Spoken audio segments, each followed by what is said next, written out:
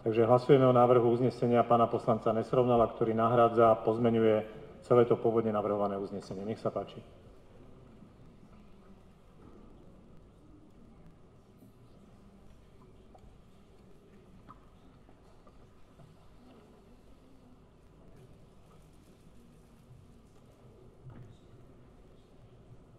Tridsaťšesť prítomných, 31 za, nikto nebol proti, 5 sa zdržali.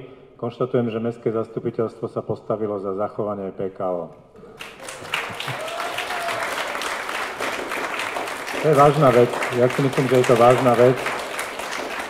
Naozaj je to mandát, ktorý vyslovili poslanci. Na základe toho mandátu budeme konať. My sme si niektoré veci ešte dopovedali s pánom poslancom Nesrovnalom cez prestávku. O výsledku rokovania s investorom budete informovaní, pretože to je obsiahnuté v texte uznesenia. Čiže konštatujem, že malo zmysel diskutovať, malo zmysel hovoriť s verejnosťou, malo zmysel sa tomu venovať.